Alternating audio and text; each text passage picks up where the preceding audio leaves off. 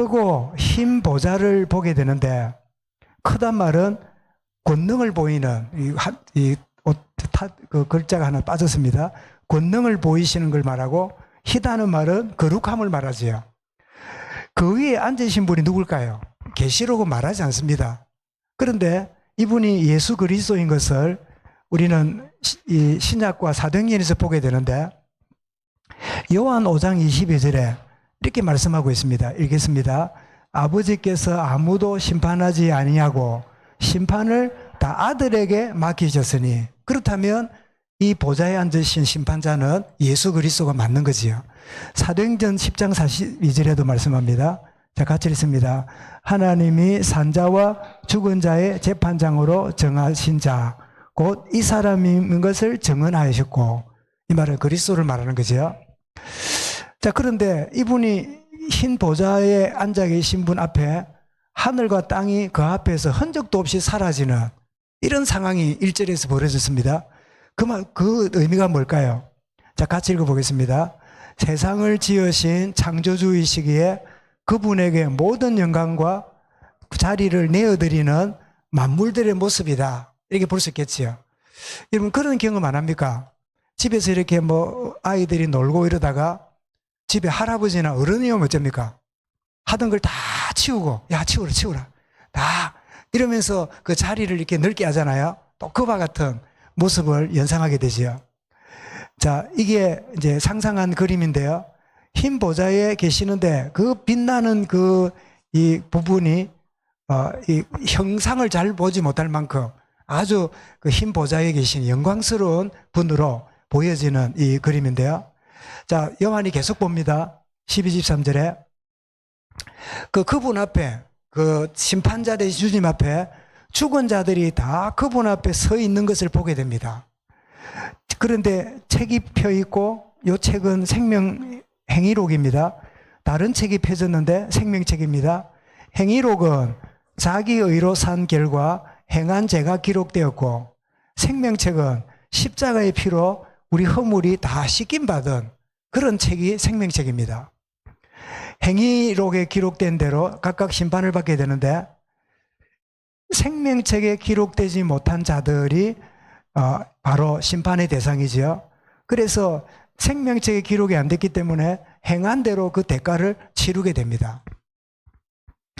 바다와 무덤도 죽은 자를 통해서 죽은 자들을 이제 다 쏟아내는데, 그래서 여러분, 우리 옛날에 공부할 때 왜 불교에 보면 다배식이라고 이렇게 불을 태워서 재로 가게 만들잖아요. 우리도 이제 무덤에 묻든지 가끔씩 화장도 합니다만은, 그러면 사람이 불에 타면 없어지잖아요. 그런데 뭐로 분해되지요? 원소로 분해되지요.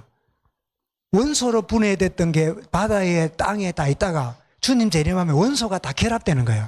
다 결합이 되는 이런 일이 마지막 때 일어나는데, 그래서 원소가 흩어져 있지만 어느 날 재결합이 되어서 다시 일어나는 그런 때가 오게 되는 걸 이게 보게 되는데, 그래서 자, 이렇게 흰 보좌 앞에 앉아 있는 그분 앞에 수많은 이들이 누굴까요?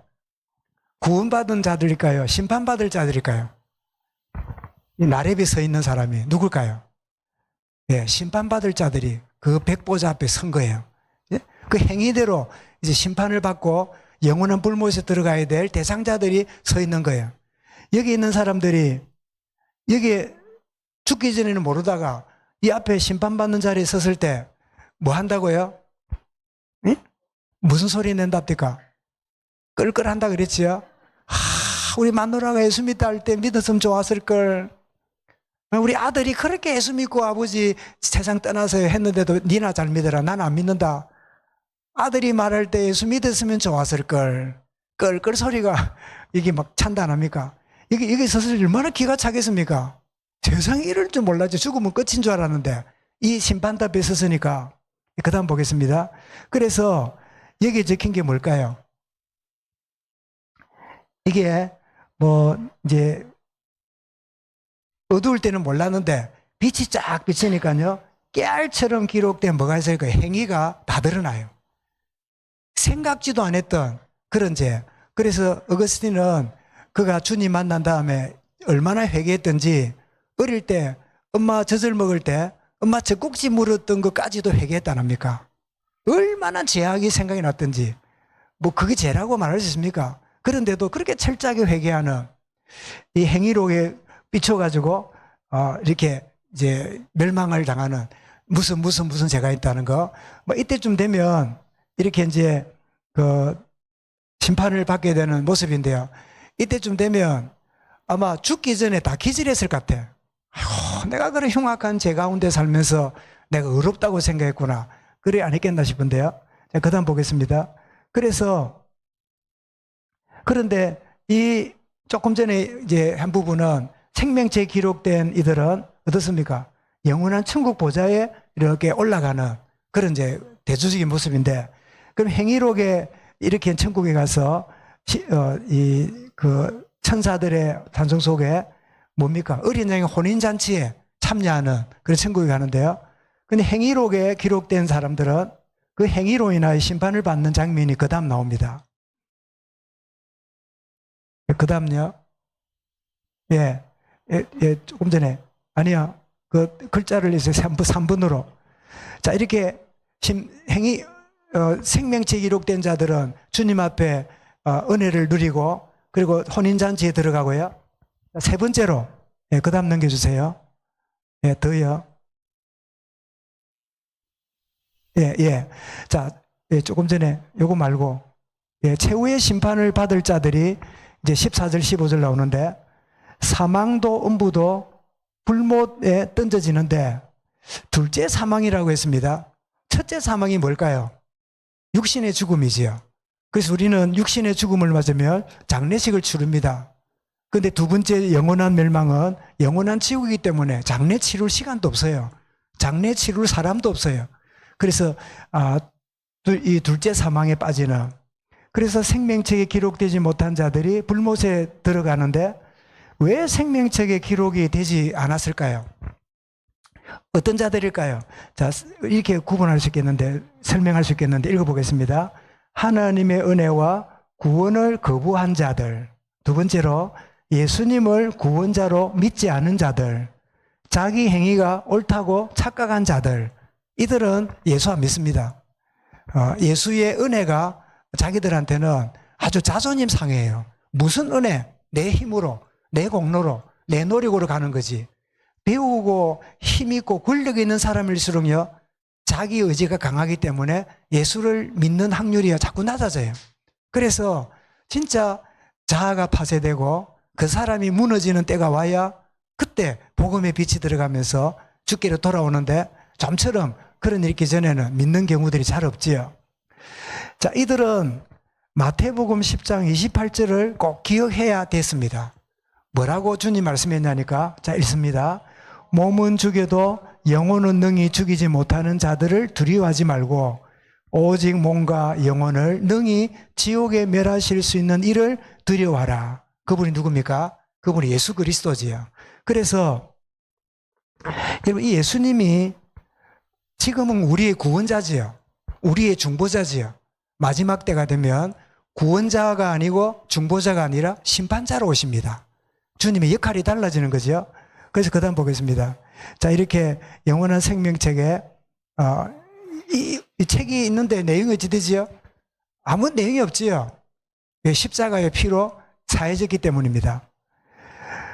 드디어 불못에 떨어지는 이 모습이, 이거 잘 모르면 디스코 그 택에서 노래 부르는 것 같은데 그게 아니라 불못에서 괴로워서 견디지 못하는 바라그의 모습입니다.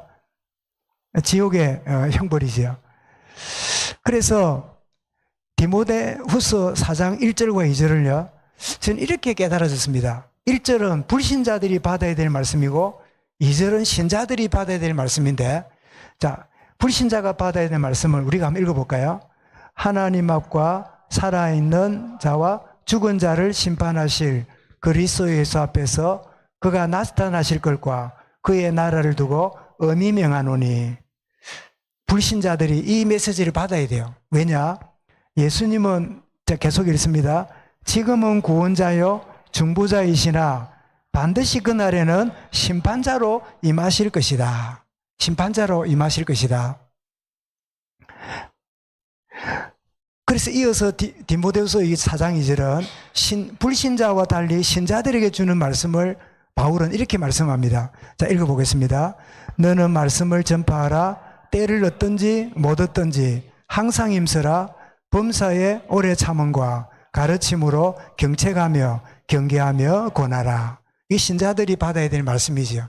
불신자들은 경교의 말씀을 듣고 돌아와야 되고, 신자는 우리의 본분을 다하는 이 말씀으로 우리가 이해하면 되겠습니다. 자, 그래서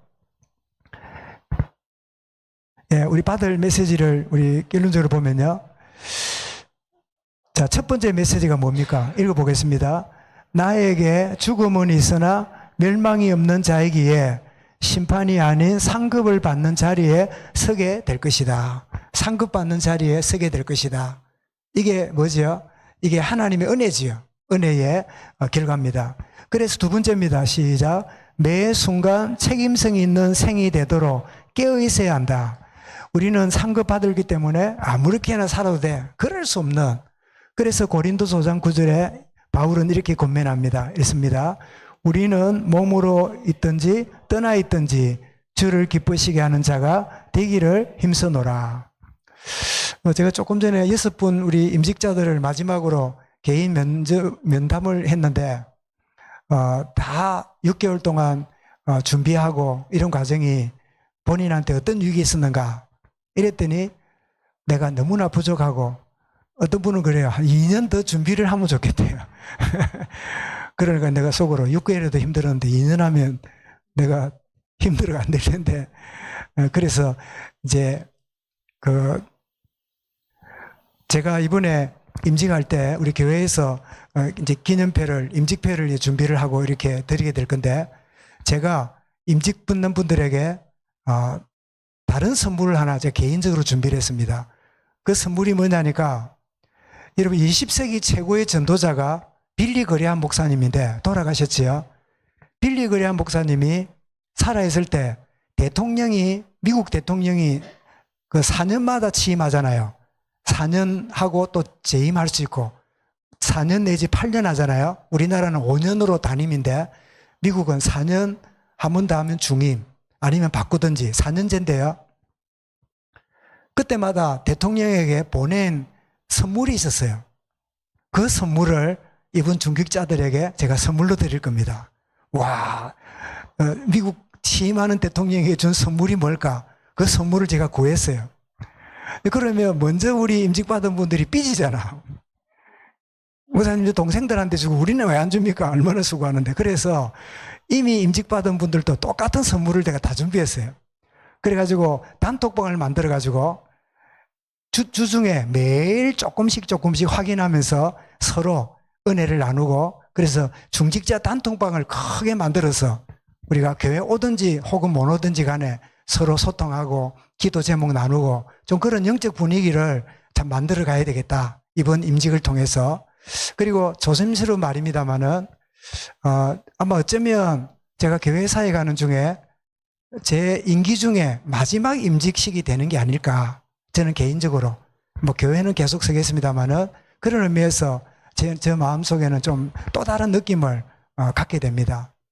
그러고 보니까 저희 교회에 제가 알기로 박 장로님 있을 때 혼자 장로 임직을 받으셨지요. 그 초대, 그러니까 1기 임직을 받았고요. 근데 두 번째가 우리 배 장로님하고 우리 안수 집사님들 할 때 그때 두 번째 받으셨지요. 그 15주년인가 그때, 그죠? 우리 권사님도 받으시고 그때가 2기였고, 그리고 보니까 이제 제가 와서 얼마 안 있어서 안수 집사 4분을 세웠잖아요. 그때 3기고, 그리고 이번에 하니까 4번째 임직을 하는 것 같아요. 그 사이에 하나님이 또 보내주신 이미 직분 가진 분들을 취임을 하는, 우리 홍장로님 내외 취임하시고 또 안건사님 취임하고 또 변집사님도 안수집사이기 때문에 취임을 하고, 그 사이에 이제 4번의, 이번까지 하면 4번의 임직을 갖게 되고 3번의 취임을 하는 이런 이제 과정 속에 총 합치면 7번이 되겠네, 그죠? 7번의 과정을 쭉 겪는 그런 가운데 저로서는 막 마지막에 임직이 되지 않겠나 그런 생각이 드는데, 저는 오늘 보면서 오전에도 그러고 오후에도 그러고 우리 장로님 기도하고 권사님 기도하는데 제가 기도할 때 눈물이 났어요. 뭐 단순히 우리 인정적인 그런 생각보다도 하나님 우리 교회를 치유하고 계시는구나. 여러분, 눈물이 없는 교회는요 늘 싸워야 돼요. 감정이 넘치고 늘 따져야 돼요. 늘 잘잘못을 말하고 살아야 돼요.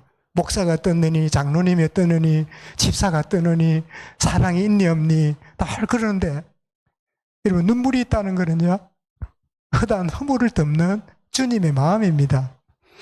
그래서 하나님이 우리 교회에 이런 새로운 영적 분위기를 만들어 가시는 거 보니까 하나님 분명히 큰 역사를 이루어 가시는 시간표가 되어 가고 있다, 그런 확인하면서